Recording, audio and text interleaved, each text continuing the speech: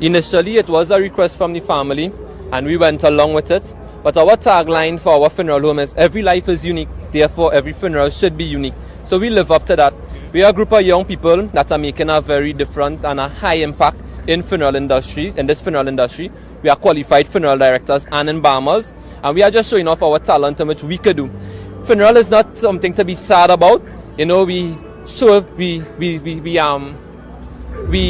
showcase the person as how they would have been alive, how you would have remembered them alive, and that is all we are doing here today by having the deceased sitting in this chair and being carried around into the community that he would have been in and due to his unfortunate death. Now, you said that initially it was a request from the family. When you heard the request, and provided that it's something that you have never done before, what was the process? Did you have to go and research it? What was that process like? So we have a list of things that we want to put out there to the public. This was one of the stuff on our list, so we would have done our homework way before the request, and we know exactly what to do. We know exactly how to embalm the deceased, exactly how to place him on the chair, and exactly how to put him in that position to stay there so that he'll have a sturdy drive and no slip or any mistakes would have happened on a day like today. And of course, shocking the public.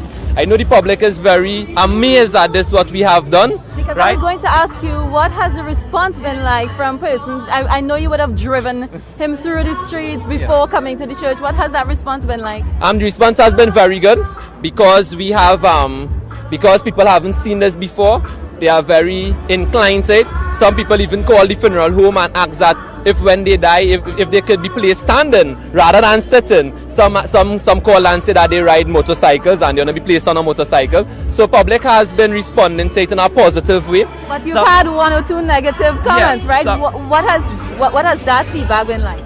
We can't just go with what our grandfathers and our forefathers would have done before. So hence we are changing things around, right? And we have plenty more things. Were people scared at all? People wasn't scared.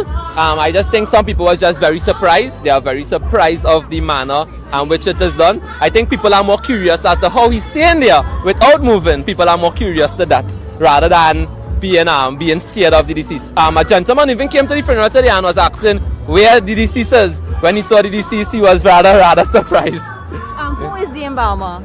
Right, Nathaniel, Denny, and myself are the embalmers. Okay, Nathaniel, come. He don't know.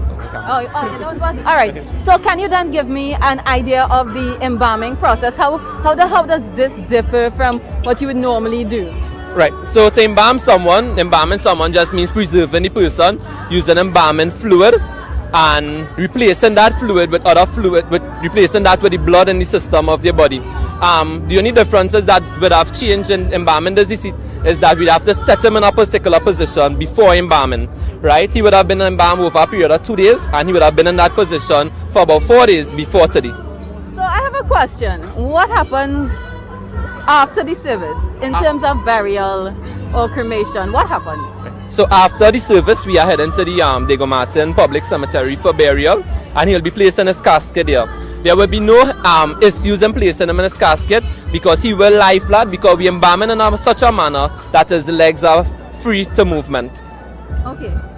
So that would also mean that his midsection has to be free to move once? No, just his knees.